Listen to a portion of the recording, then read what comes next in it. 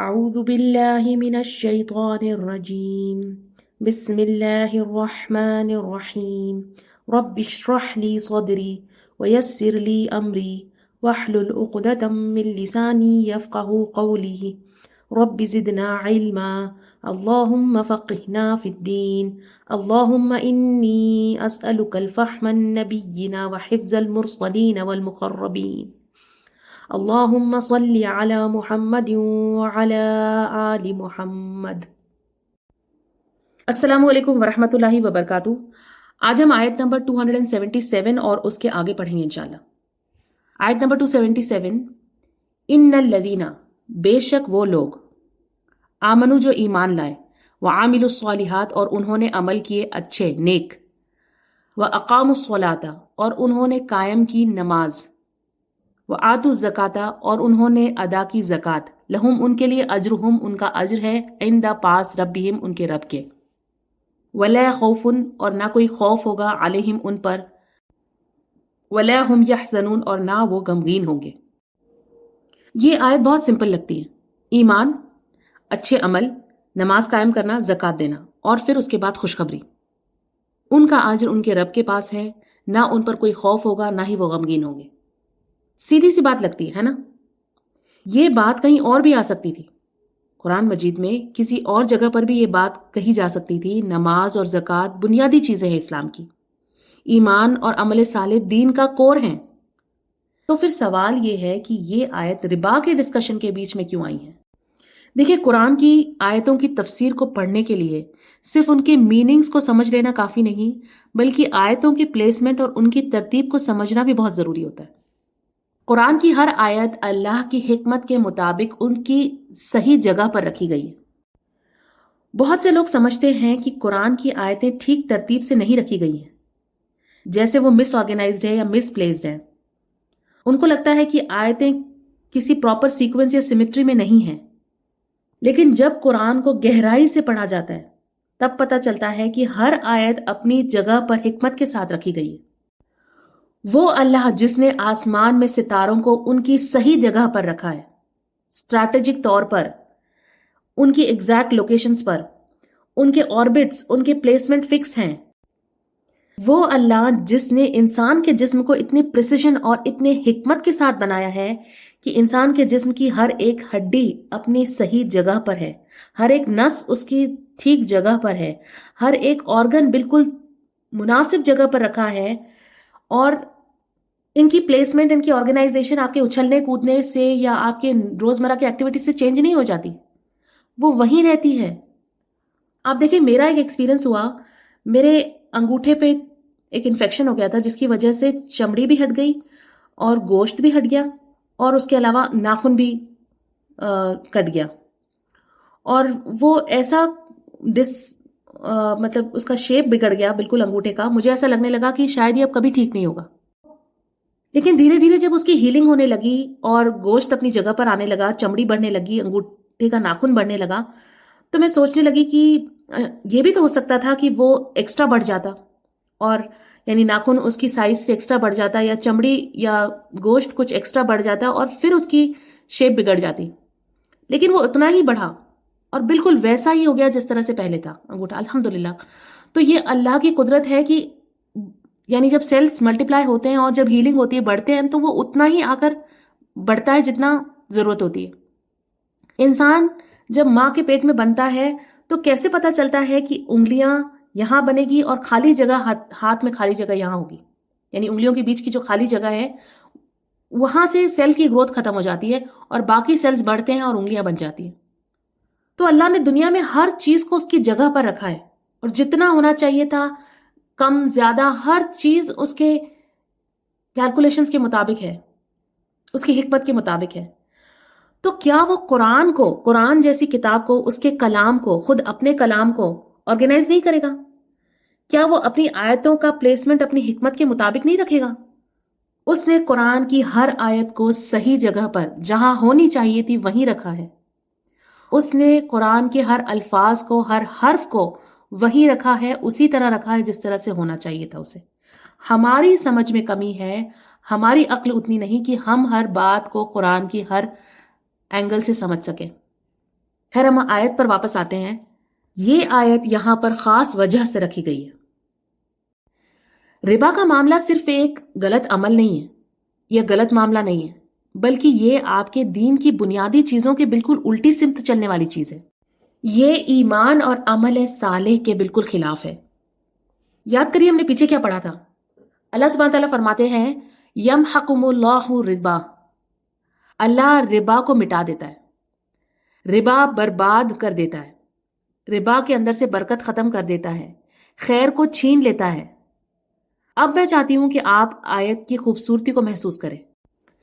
یہ آیت 4 چیزیں مینشن کرتی ہیں: ایمان، عمل صالح، نماز کا قائم کرنا اور زکوٰۃ دینا. میں پھر سے ریپیٹ کرتی ہوں، ایمان، اچھے عمل، نماز اور زکوٰۃ.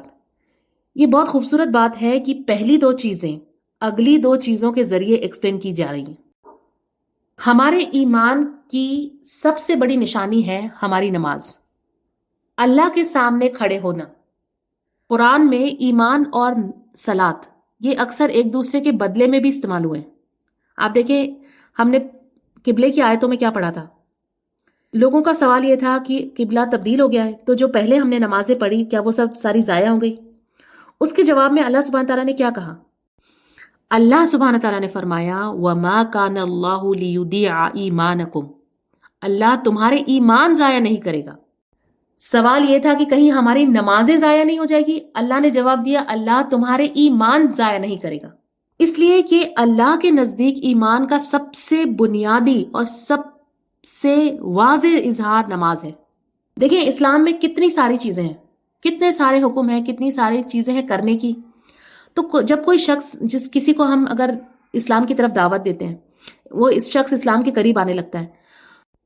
ابھی آپ اسے حجاب پہننے کے لیے نہیں کہیں گے، ابھی آپ اسے حرام جاب چھوڑنے کے لیے نہیں کہیں گے، ابھی آپ اسے اور بہت سی غلطیاں انہیں سدھارنے کے لیے نہیں کہیں گے، ابھی آپ اور دوسری اعمال روزے وغیرہ کرنے سے پہلے آپ اسے سب سے پہلی جو نصیحت دیں گے کہاں سے شروع کریں؟ تو جواب ہے کہ نماز سے. ایمان دل میں ہوتا ہے لیکن ایمان کو اندر سے مضبوط کرنے والی جو پریکٹس ہے، ظاہری پریکٹس، وہ ہے نماز. تو سب سے پہلے نماز کو ٹھیک کرو، اللہ کے سامنے کھڑا ہونا سیکھو، بار بار کھڑے ہو. یہ کھڑے ہونا آپ کو شرمندہ کر دے گا اور دھیرے دھیرے دوسرے گناہوں سے دور لے جائے گا. یہی نماز کا سفر ہے. اسی لیے نبی صلی اللہ علیہ وسلم کا وہ واقعہ جس میں ایک شخص نبی صلی اللہ علیہ وسلم کے پاس آیا اور اس نے کہا کہ میں اسلام قبول کرنے کو تیار ہوں لیکن 5 وقت کی نمازیں نہیں پڑھ سکتا، صرف 2 وقت کی نماز پڑھوں گا. اور اس بات کو نبی صلی اللہ علیہ وسلم نے قبول کر لیا. اس پر صحابہ اکرام حیران ہو گئے، انہیں لگا کہ یہ نماز میں ڈسکاؤنٹ کیسے آ گیا. آپ صلی اللہ علیہ وسلم نے فرمایا کہ جب یہ نماز کی مٹھاس چکھ لے گا تو 5 وقت بھی پڑھنے لگے گا. تو شروع نماز سے ہوتا ہے. دیکھیں پہلے ہم نے کیا پڑھا تھا ربا کے بارے میں کہ ربا کھانے والے کا حال کیسا ہوگا. وہ ایسے کھڑے ہوں گے جیسے شیطان نے انہیں چھو لیا ہو. اور یہاں اللہ سبحانہ تعالیٰ فرماتا ہے اقاموا الصلاۃ، وہ اللہ کے سامنے کھڑے ہوتے ہیں. یعنی یہ 2 طرح سے کھڑے ہونا ہے، ایک شیطان کے چھونے سے کھڑے ہونا اور ایک اللہ کے سامنے ادب سے کھڑے ہونا. آپ کا ایمان آپ کو یہ چوائس دیتا ہے کہ آپ اللہ کے سامنے کھڑے ہونا چاہتے ہو یا قیامت کے دن اس طرح سے کھڑے ہونا چاہتے ہو کہ جیسے شیطان نے تمہیں چھو لیا ہو. اب اگلے پوائنٹ پر آتے ہیں. اگلا ہے عمل صالح. عمل صالح کا اگر ہم ترجمہ کریں سمپل ٹرانسلیشن تو ہوتا ہے گڈ ڈیڈز، نیک عمل. اور یہ صلح سے بھی نکلا ہے، صاد لام ہا، صلح بھی اسی سے. صلح کیا ہوتا ہے؟ فساد کا اپوزٹ. فساد یعنی لڑائی جھگڑے، صلح مطلب کمپرومائز. فساد کا مطلب کیا ہوتا ہے؟ کسی چیز کا بگڑ جانا، سڑ جانا، خراب ہو جانا. جیسے کوئی فروٹ اگر خراب ہو جائے تو اس کو بھی فساد کہتے ہیں. دودھ کا خراب ہو جائے جانا بھی فساد ہوتا ہے. اور اللہ نے ربا کے بارے میں کیا کہا؟ اس میں چیزیں زندہ نہیں رہتی، وہ اندر سے خراب ہو جاتی ہیں. اور یہاں اللہ نے کہا عامل الصالحات، یعنی وہ کام جو بگاڑ کو درست کر دیتا ہے، جو خراب چیزوں کو سدھار دیتا ہے، جو اصلاح، ریکنسائلیشن، پیس پیدا کرتا ہے. اور ایک اور دلچسپ بات جو ہم آگے پڑھیں گے انہی آیتوں میں، آگے اللہ سبحانہ تعالیٰ فرماتا ہے کہ جو ربا نہیں چھوڑے گا وہ اللہ کے ساتھ جنگ میں ہے. اور یہاں صالحات کی بات ہوئی. جنگ اور صلح آپس میں ایک دوسرے سے اپوزٹ ہے. اور نیک اعمال میں، صالح عمل میں سب سے بہترین बुनियादी अमल कौन सा है? वो जो दूसरों को भी फायदा पहुंचाता है और आपको भी फायदा पहुंचाता है, वो है आतुज ज़कात, ज़कात का अदा करना। ज़कात आपकी इनकम को भी प्यूरिफाई करता है और औरों को भी की भी मदद करता है। तो आप देखिए ज़कात में क्या होता है, ज़कात में आप अपनी इनकम का थोड़ा सा हिस्सा लोगों को दे देते हो दूसरों के फायदे के लिए, और रिबा में आप क्या करते हो, दूसरों की इनकम का थोड़ा थोड़ा हिस्सा आप खा लेते हो खुद। तो इन दोनों का भी बिल्कुल ऑपोजिट निजाम है। तो इस आयत के जरिए अल्लाह सुब्हानहू तआला हमें क्या समझा रहे हैं कि रिबा, ईमान, अमल साले, ज़कात और नमाज इसका ऑपोजिट है। ये चार चीजें अगर किसी की जिंदगी में वाकई आ जाती हैं सही माने में, तो रिबा खुद ब खुद उसकी जिंदगी से निकल जाएगी। इसलिए ये आयत यहां पर इतनी खूबसूरती से रखी गई है। और अब नतीजा, ये चार काम करने वालों का क्या नतीजा है? जो ईमान लाए, जिन्होंने अमल साले किए, जिन्होंने ज़कात दी और जिन्होंने नमाजें कायम की, उन लोगों का लहुम अजरहुम इंद रब्बिहिम, उनका अज्र उनके रब के पास है। वला खौफुन अलैहिम, ना उन पर खौफ होगा, वला हुम यहज़नून, और ना ही वो गमगीन होंगे। ये चार काम करने वालों का अंजाम अमन है। आयत नंबर 278, या अय्युहल्लज़ीना, ए लोगो जो आमनु ईमान लाए हो, इत्तकू, डरो, अल्लाह, अल्लाह से, वज़रू, और छोड़ दो, माँ जो बकिया, बाकी रह गया है, मिनर रिबा, रिबा में से, सूद में से।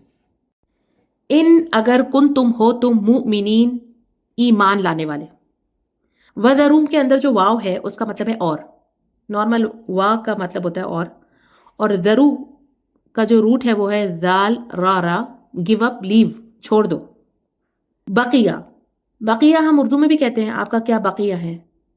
बकिया बा कॉफ या इसका रूट है व्हाट इज रिमेनिंग, बाकी जो रह गया है उसे छोड़ दो। मुमिनीन का रूट है हमजा मीम नून, और इसका मतलब होता है सच्चे मोमिन, बिलीवर्स। कुछ उलमाओं के नज़दीक ये आयतें, ये रिबा का पूरा पैसेज रसूलुल्लाह सल्लल्लाहु अलैहि वसल्लम पर नाजिल होने वाली आखिरी हिदायत में से है। हज्जतुल विदा के करीब ये आयतें नाजिल हुई। देखिए इस आयत में, इस जुमले में अल्लाह सुब्हानहू तआला फरमाते हैं कि रिबा में से जो बाकी रह गया है उसे छोड़ दो। यानी आप देखिए पिछली आयत में 275 में हमने क्या पढ़ा था, अल्लाह सुब्हानहू तआला फरमाते हैं कि जिसको उसके रब की तरफ से नसीहत पहुंच गई और वो रुक गया, ये भी रिबा के मामले में ही था कि रिबा के मामले में जो रुक गया, तो जो पहले हो चुका वो उसका है, यानी जो गुजर चुका उसको अल्लाह माफ करता है, लेकिन अब जो कुछ बाकी रह गया उसे छोड़ दो। यानी अगर किसी ने किसी को कोई लोन दिया है और उस पर वो इंटरेस्ट लेता आ रहा है, तो अब वो क्या करेगा, वो कैलकुलेट कर ले कि अगर उसके जो मूल रकम है उसका हिस्सा उसे वापस मिल चुका है, तो फिर वो अब आगे से इंटरेस्ट भी नहीं लेगा और सिर्फ मूल रकम को हासिल करने की इजाजत है बची हुई लोन की रकम में से। कुछ लोगों का कहना यह है कि कुरान सिर्फ रिबा लेने वालों को कंडेम करता है। जो लोग लोन देते हैं, इंटरेस्ट लेते हैं, उनकी मजम्मत, उनकी मलामत करता है। लोन लेने वाले को या इंटरेस्ट पे करने वाले को नहीं रोका गया है, उसके ऊपर कोई रेस्ट्रिक्शन नहीं लगाई गई है। लेकिन यहां इस आयत में हम देखते हैं कि ना लेंडर कहा गया है ना बोरोवर कहा गया है, इसे जनरल रखा गया है, ये सब पर अप्लाई होती है। जो भी रिबा का हिस्सा बाकी है उसे छोड़ दो, उससे बाहर निकल आओ। देखिए जिसने लोन दिया है, जो इंटरेस्ट ले रहा है, वो उसे फौरन छोड़ सकता है, आज से मैं इसको लेना बंद कर रहा हूं। लेकिन जिन लोगों ने लोन ले रखे हैं, जो इंटरेस्ट पे कर रहे हैं, वो इससे कैसे बाहर आएंगे? अब ये भी हकीकत है कि बहुत से लोग लोन्स में घुसे हुए हैं उस वक्त जब उन्होंने लोन लिया था। ईमान या शऊर उस वक्त नहीं था, वो नहीं जानते थे इन आयतों के बारे में, उनके पास ये इल्म नहीं था। अब अल्लाह ने हिदायत दी है, लेकिन कर्ज तो सर पर है। जो मोर्गेज या जो कार फाइनेंस या जो हाउस लोन या जो स्टूडेंट्स लोन उन लोगों ने ले रखे हैं, उसे तो वापस लौटाना है, और जो कॉन्ट्रैक्ट के मुताबिक इंटरेस्ट पे करना है वो तो उन्हें करना ही पड़ेगा। तो ऐसे में अल्लाह सुब्हानहू तआला फरमाते हैं कि इसे एक दिन में नहीं खत्म कर सकते, लेकिन पूरी कोशिश करो इससे बाहर निकलने की। जल्द से जल्द इससे बाहर निकलो और बाकी पेमेंट्स को जल्दी पेमेंट करो, एक्स्ट्रा पेमेंट करो, अपनी कंफर्ट जोन से बाहर आ जाओ, अपना कंफर्ट थोड़ा कम कर लो, अपनी लग्जरी छोड़ दो और ताकि तुम कम से कम अल्लाह के सामने जब खड़े हो तो ये कह सको कि मैंने जो कुछ बाकी था रिबा में से जल्द निकलने की कोशिश की। या अल्लाह मैं कोशिश कर रहा हूं, मैं अब रिबा को छोड़ रहा हूं, मैं इससे बाहर आ रहा हूं। और आज के ज़माने में हमें यह भी समझना ज़रूरी है कि कर्ज एक तरह की कैद है। आप देखिए, पुराने ज़माने में जब कोई शख्स कर्ज अदा नहीं कर पाता था तो क्या होता था? उसे गुलाम बना लिया जाता था या उसके बच्चों को गुलाम बना दिया जाता था। तो कहा जाता है, कुरान कहता है तहरीरुर रक़बा, कि गर्दनों को आज़ाद करवाओ, ये बहुत बड़ी नेकी है। तो आज लोग जंजीरों की बजाय लोन एग्रीमेंट्स में बंधे हुए हैं। इसलिए कर्ज से किसी को निकालना भी बहुत बड़ी नेकी है। अगर आपके खानदान में कोई शख्स, आपको पता है कि स्टूडेंट्स लोन में फंसा हुआ है, कर्ज के बोझ में दबा हुआ है, तो आप उसकी मदद कर सकते हैं, उसे प्रायोरिटी दें ताकि वो उससे बाहर निकल सके। ज़ाहिरी तौर पे हो सकता है कि वो शख्स अच्छा खाता पीता, यानी उसके अंदर कोई आपको गरीबी ना नज़र आए, लेकिन अगर लोन है तो एक बहुत बड़ी जिम्मेदारी है, और अगर वो रिबा से बाहर आना चाहता है तो उसकी आप मदद करें। तो मैं एक बार फिर से दोहराऊंगी कि यहाँ अल्लाह सुब्हानहू तआला कह रहे हैं कि रिबा के अंदर जो बाकी रह गया है उन हिस्सों को निकालने की कोशिश करो, उससे बाहर निकलो, उसे छोड़ दो। इसका मतलब दोनों हो सकता है। अगर तुम इंटरेस्ट कमा रहे हो तो उसे छोड़ दो, या तुम इंटरेस्ट दे रहे हो तो जल्द से जल्द उससे बाहर निकलने की कोशिश करो। देखिए, दो तरह से लोग लोन लेते हैं। एक तो वो शख्स होता है जो मजबूरी में लोन लेता है, जिसके पास और कोई रास्ता बचता ही नहीं है। अगर उसके घर में कोई बीमार है या कोई ऐसी मुसीबत आ गई जिसमें उसे पैसों की बहुत सख्त ज़रूरत है, या उसे अपनी बच्चों की शादी करवानी है और लोन लेना पड़ रहा है, और वो मजबूरन लोन लेता है और उसके पास और कोई रास्ता नहीं है, वो इंटरेस्ट पर लोन लेता है, तो ये एक तरह की मजबूरी है। लेकिन कुछ लोग ख्वाहिशात के लिए, कुछ लोग अपनी बड़ी बड़ी शौक पूरे करने के लिए लोन लेते हैं। बड़ी गाड़ी चाहिए, बड़ा घर चाहिए, नया एरिया में हमें शिफ्ट होना है, बैंक की जो लिमिट होती है उतना लोन लेने के लिए तैयार हो जाते हैं ताकि वो बेहतरीन से बेहतरीन ऐशो आराम की ज़िंदगी जी सकें। और इसके अलावा कुछ लोगों को दूसरे लोग, रिश्तेदार, घर वाले मजबूर करते हैं लोन लेने पर, दोस्त मजबूर करते हैं, यानी उन्हें उकसाते हैं, उन्हें एनकरेज करते हैं कि तुम बड़ा घर ले लो। यानी वो सेटिस्फाइड है, वो कंटेंट है, वो अपनी ज़िंदगी आराम से जी रहा है, लेकिन बाकी के बाहर के लोग कहते हैं कि नहीं, मुझे लगता है तुम्हें रेंट के घर से अब बाहर निकलकर अपना खुद का घर कर लेना चाहिए।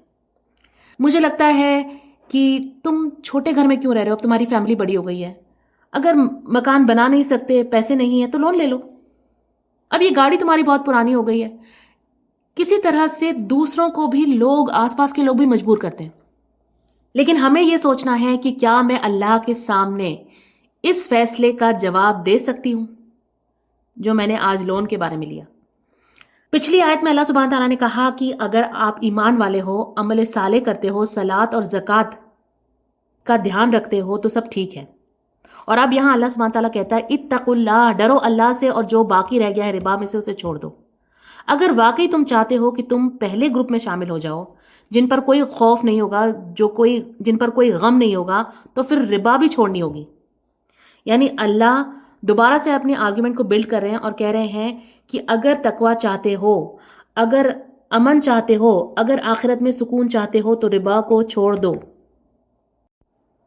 आयत नंबर 279, फ़इन, फिर अगर, लम ना, तफ़अलू, तुम करो, तफ़अलू फ़ा आइन लाम, इसका रूट है यू डू, फ़अज़नू तो सुन लो, फ़अज़नू का रूट है हमज़ा दाल नून, सुन लो।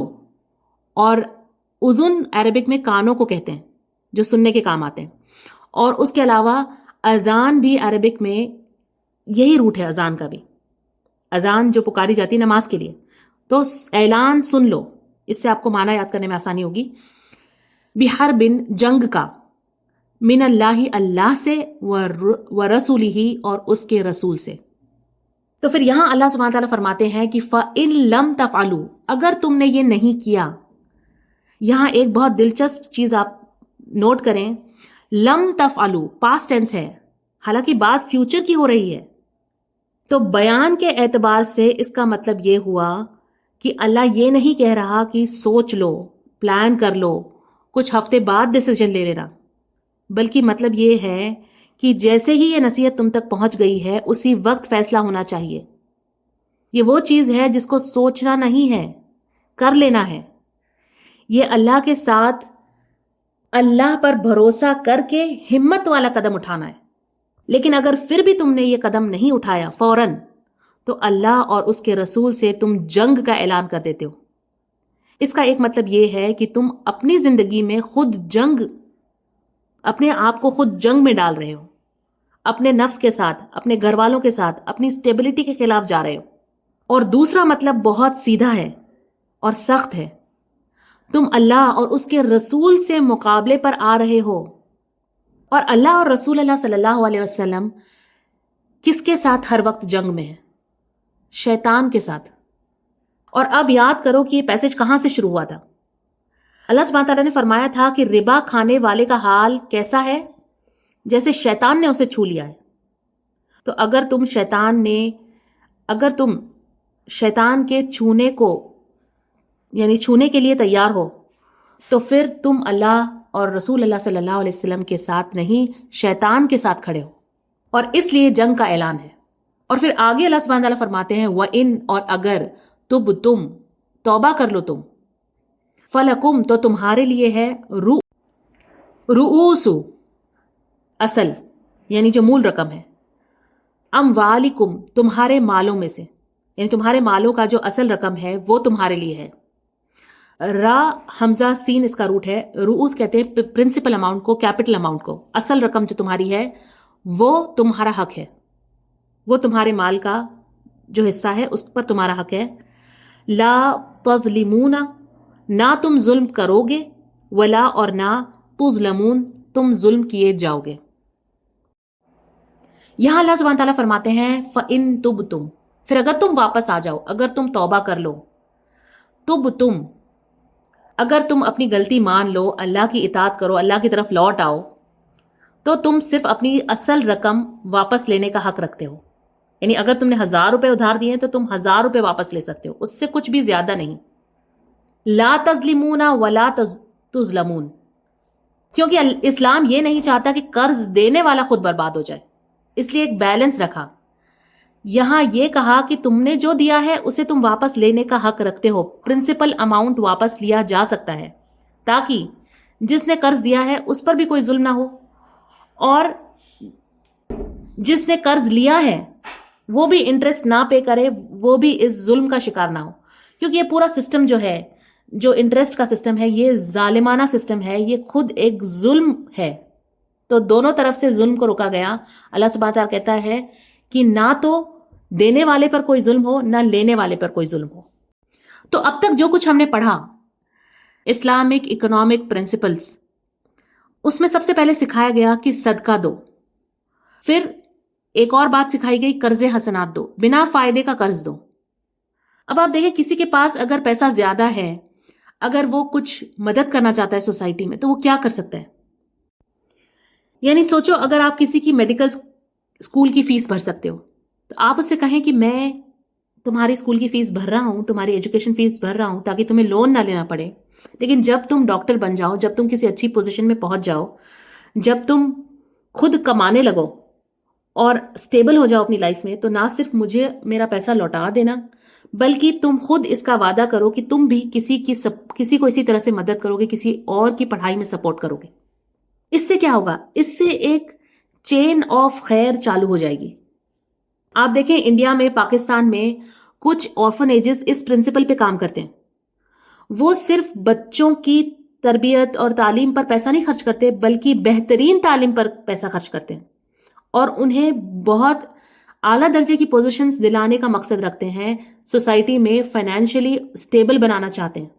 وہ کوشش کرتے ہیں کہ ہر بچہ علم میں PhD لیول تک پڑھے، اور پھر سوچیں آپ کیا ہوتا ہے اس کے بعد؟ وہ بچے جب 30-40 سال کے ہو جاتے ہیں، جب وہ سوسائٹی میں فائنینشلی اسٹیبل ہو جاتے ہیں، جب ان کے پاس انکم کے اچھے سورسز ہو جاتے ہیں، وہ اس آرفن ایج کا سپورٹ سسٹم بن جاتے ہیں، وہ اس ऑर्फनेज को कंटिन्यूस सपोर्ट देते हैं ताकि और बच्चे भी इसी तरह से पढ़ सकें। तो ये एक चेन रिएक्शन हो जाता है। ऐसे सिस्टम, ऐसे हमारी सोसाइटी में हमें ये कायम करने की जरूरत है, ऐसे सिस्टम्स बनाने की जरूरत है, ऐसी सोसाइटी में ऐसी ऑर्गेनाइजेशंस बनाने की जरूरत है और उन्हें प्रमोट करने की जरूरत है हमें। आप देखिए, जिस तरह से हम बिजनेस इन्वेस्टमेंट्स करते हैं, अपने पैसों को सोच समझ के प्लान करके लगाते हैं ताकि ज्यादा से ज्यादा प्रॉफिट हो, उसी तरह से अपने सदके को, अपनी चैरिटी को भी प्लान करके ज्यादा से ज्यादा बेनिफिट के लिए इस्तेमाल करना चाहिए। उससे ज्यादा लोग फायदा उठाएंगे और ज्यादा से ज्यादा आपके अजर में भी इजाफा होगा। तो ये सोच रिबा के खिलाफ और चैरिटी के तरफ हमें डेवलप करनी है लोगों में, ताकि शॉर्ट टर्म फायदे ना हो बल्कि लोगों को लॉन्ग टर्म फायदे हों इसके जरिए। और ऐसी ऑर्गेनाइजेशंस को, ऐसी चीजों को हम सबको सपोर्ट करना चाहिए। और मैं कहती हूँ कि खुद हम में से बहुत से ऐसे कैपेबल लोग हैं जिनकी अलग अलग कैपेबिलिटीज हैं, जो अलग अलग डायरेक्शन में एक्सेल कर सकते हैं। उन्हें चाहिए कि वो ऐसे सिस्टम्स, ऐसी सोसाइटी, ऐसे ऑर्गेनाइजेशंस को बनाएं, स्टार्ट करें, शुरुआत करें, फिर अल्लाह की मदद आएगी और इंशाल्लाह ऐसी चीजें हमारी सोसाइटी में बढ़ेंगी। लोगों को कर्ज लेने की जरूरत नहीं पड़ेगी, कम से कम पढ़ाई के लिए हम लोगों को सपोर्ट कर सकते हैं। मकान बनाने में भी हम इसी तरह से लोगों को सपोर्ट कर सकते हैं। लोगों के पास छोटा मकान हो लेकिन रहने के लिए खुद का मकान हो और लोन लेने की उन्हें जरूरत ना पड़े। आयत नंबर 280, वह इन और अगर काना है वो दू उसरतिन तंग दस्त फनज़िरतुन तो मोहलत देना है इला मईसरतिन आसानी तक। दू उसरतिन, उसरतिन का रूट है आइन सीन रा, हार्डशिप, तंग दस्त। दू उसरतिन का मतलब सिर्फ ये नहीं कि बंदा थोड़ा सा मुश्किल में है, इसका मतलब ये होता है कि वो हर तरफ से घिरा हुआ है मुश्किलों से। सोचिए, अगर किसी को आप पैसे दें और मान लीजिए कि उसे डेट पता है कि मुझे इस डेट पर लौटाने, अब वो आके आपसे कहता है कि मैं बीमार हो गया था, मेरी जॉब चली गई, फिर मेरे वालिद का इंतकाल हो गया, फिर जो कुछ थोड़ी बहुत मेरे पास सेविंग्स थी उनके इलाज में और उनके जनाजे में खर्च हो गई, फिर ये मसला हुआ, फिर वो हुआ। मतलब वो पूरी तरह से हर तरह से मसाइलों में घिरा हुआ है। तो ऐसे में अल्लाह सुब्हान तआला फरमाता है ज़ू उसरतिन, ऐसी मुश्किलें जो हर तरफ से उसे घेरे हुए। अल्लाह सुब्हान तआला बंदे को कभी कभी बहुत सख्त इम्तिहान में डाल देता है, ऐसा इम्तिहान जिसमें बंदा सिर्फ रिबा क्या, असल रकम भी अदा करने के काबिल नहीं होता। और ये इम्तिहान सिर्फ कर्ज लेने वाले का नहीं है, कर्ज देने वाले का भी है। देखें, इस बात को समझें कि जिसने कर्ज लिया है वो मुश्किल में है, उसका इम्तिहान है कि वो क्या करता है, किस तरह से सब्र करता है, किस तरह से अल्लाह का शुक्र करता है, किस तरह से अल्लाह से दुआएं करता है। मुश्किलात में अल्लाह से दूर हो जाता है या अल्लाह के और करीब आ जाता है। लेकिन इसके साथ साथ कर्ज देने वाले का भी इम्तिहान हो रहा है। अगर आपने कर्ज दिया है तो आपका भी इम्तिहान है कि आप ऐसी सिचुएशन में क्या करते हैं। जब कोई बंदा मुश्किल में है, परेशानी में है, आप उसके साथ कितनी रहमदिली रखते हैं, आप उसकी मुश्किलात में, आप उसकी तंगदस्ती में आप कैसे उसका साथ देते हैं या कितनी सख्ती उसके साथ करते हैं। तो यहां अल्लाह सुब्हान तआला क्या हुक्म देते हैं, फरमाते हैं फनज़िरतुन इला मईसरा, तो उसे मोहलत दे दो। नज़िरतुन, नून ज़ा इसका रूट है, इंतजार करो, थोड़ा रुको, जब तक कि उसके लिए आसानी का वक्त ना आ जाए। मईसरतिन, या सीन रा इसका रूट है, ईज, आसानी के लिए आता है। मईसरतिन सिर्फ थोड़ी आसानी नहीं होती बल्कि ये लफ्ज बहुत गहरा मतलब रखता है। जैसे बेचारा एक कर्जदार शख्स मान लीजिए अपने बच्चों को नए खिलौने दिला रहा है, ईद के नए कपड़े दिला रहा है, और देने वाला शख्स कहता है अच्छा मुझे लगता है तुम्हारे पास पैसे आ गए, चलो मेरे पैसे लौटाओ। या ये कि मैं देख रहा हूं कि तुम अपनी फैमिली को रात को बाहर खाना खिलाने ले गए थे और बिजली का बिल भरने के तुम्हारे पास पैसे हैं, स्कूल की फीस भरने के तुम्हारे पास पैसे हैं, मेरे पैसे कब लौटाओगे? नहीं, ये मईसरा का मतलब नहीं है। मईसरा का मतलब है कि वो वाकई हालत काफी बेहतर हो गई, जब बंदा वाकई राहत में आ जाए, जब जिंदगी दोबारा संभल जाए। कुछ उलमाओं का कहना यह है कि जब अरबिक में किसी लफ्ज पर यह ता मरबूता आ जाता है आखिर में, तो वो सिर्फ एक जगह या एक चीज नहीं होती बल्कि ज्यादा और मुसलसल होती। جیسے ایک لفظ ہے مدرسہ، اس کے آخر میں تا مربوط آتا ہے. صرف پڑھنا نہیں، بہت زیادہ پڑھنا، مسلسل جہاں پڑھائی ہوتی ہے اس جگہ کو مدرسہ کہتے ہیں. اسی طرح سے مکتبہ، مکتبہ ایک کتاب نہیں، جہاں بہت ساری کتابیں ہوں، لائبریری کو مکتبہ کہتے ہیں. تو اسی طرح سے یہ میسرہ کا مطلب ہے کہ تھوڑی سی آسانی نہیں بلکہ کافی زیادہ اور مستحکم مسلسل آسانی. یعنی اللہ سبحانہ تعالیٰ فرما رہے ہیں کہ بندے کو پراپر سپیس دو، اسے پراپر ٹائم دو، اس پر پریشر مت ڈالو. اور پھر آگے فرمایا وَأَن تَصَدَّقُوا، اگر تم صدقہ کر دو، خیر لکم، بہتر ہے تمہارے لیے. یعنی اگر تم معاف ہی کر دو، اس پیسے کو جانے دو، صدقہ ہی کر دو، تو یہ بہتر ہے تمہارے لیے. یہاں پہ قرض دینے والے سے بات ہو رہی ہے. سب سے پہلے تو اس سے کہا جا رہا ہے، یعنی اگر تم کہو کہ چلو رہنے دو، چلو میں نے اللہ کے لیے اسے چھوڑ دیا، یعنی تمہیں ایسا لگ رہا ہے کہ میں اتنے عرصے سے ربا کمایا ہے، میرے دل پر ربا کا بوجھ ہے، اور تم یہ کہو کہ چلو اس کو میں اللہ کے لیے چھوڑتا ہوں، اللہ میرے لیے ربا کے معاملے میں رحم کرے، تو یہ چیز بہتر ہے تمہارے لیے. ان کنتم تعلمون، اگر تم جانتے ہو، اگر تم علم رکھتے ہو، اگر تم واقعی سمجھتے ہو. لیکن یہاں بات صرف لینڈر سے نہیں ہو رہی، صرف اسی کی بات نہیں ہو رہی، بلکہ اللہ سبحانہ تعالیٰ پوری مسلم کمیونٹی سے بات کر رہے ہیں. فرماتے ہیں کہ اگر تمہیں پتا ہے کہ یہ بندہ قرضے کے بوجھ میں دبا ہوا ہے، فائنینشیل سٹریس میں ہے، تو تم اس کی مدد کرو، اسے قرض سے نکلنے کے لیے اس کی مدد کرو. اور یہ صدقہ تم سب کے لیے بہتر ہے اگر تم واقعی سمجھتے ہو. دیکھیں اس طرح کیا ہوتا ہے، جیسے میں نے آپ کو پہلے بھی بتایا، ایک سائیکل کریٹ ہو جاتی ہے، ایک چین ریاکشن ہوتی ہے. وہ شخص جو آج مشکل میں ہے، کل اللہ سبحانہ تعالیٰ اس کے لیے آسانی کرے گا، اسے راحت دے گا. جب اس کے پاس مال ہوگا، اللہ اس کے دل میں بھی ڈالے گا اور وہ بھی دوسروں کے لیے مدد کے لیے آگے بڑھے گا. تو اس طرح سے ایک سائیکل کریٹ ہوتی ہے، ایک چین ریاکشن شروع ہو جاتی ہے خیر کی، بھلائی کی. اور ربا کیا کرتی ہے؟ ربا اس کا الٹا ہوتا ہے، مشکلات بڑھتی ہیں، مشکلات اور پریشانیاں لوگوں کے لیے ایک سائیکل بن جاتی ہیں. چیزیں مہنگی ہوتی چلی جاتی ہیں، گھر مہنگے ہو رہے ہیں، زیادہ لوگ قرضے میں ڈوب رہے ہیں.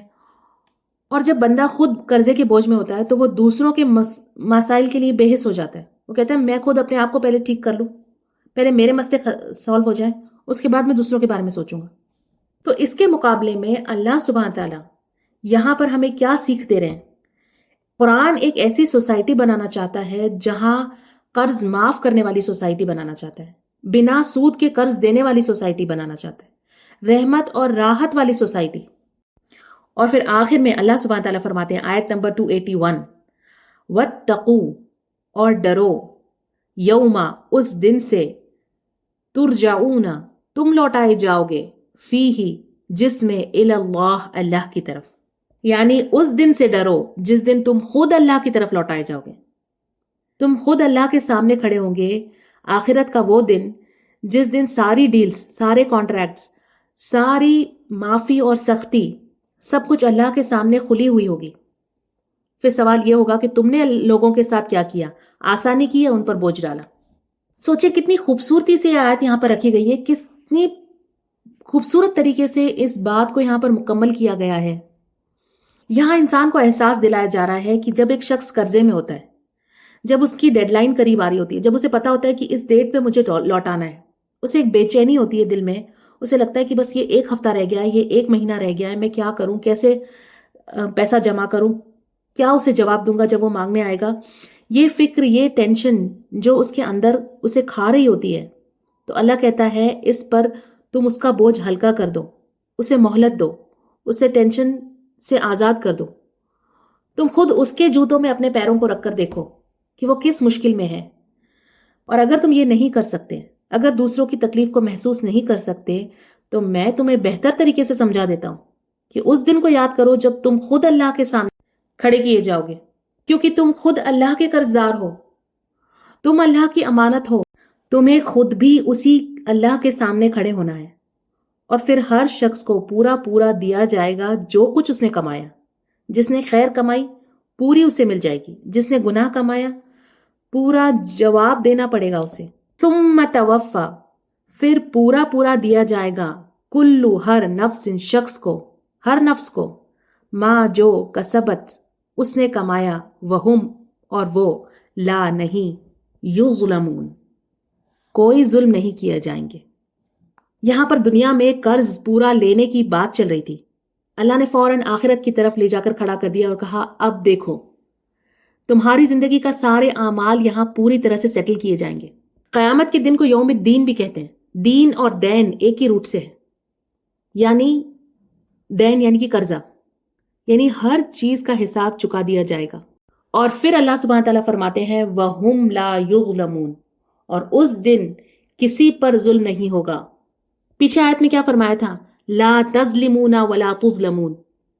اللہ سبحانہ تعالیٰ دنیا میں بھی کسی پر ظلم نہیں کرتا، نہیں چاہتا، اور آخرت میں بھی کسی پر ظلم نہیں ہوگا. ہر شخص کو بالکل ٹھیک، بالکل انصاف کے ساتھ اس کا حصہ ملے گا. کتنی خوبصورتی کے ساتھ اللہ سبحانہ تعالیٰ نے اپنی بات مکمل کی ہے. ہر آیت اس کی جگہ پر ہے. سبحان اللہ. الحمدللہ. آج کا لیسن یہاں پر ختم ہوتا ہے. سبحانک اللہم و بحمدک نشہد ان لا الہ الا انت نستغفرک و نتوب الیک.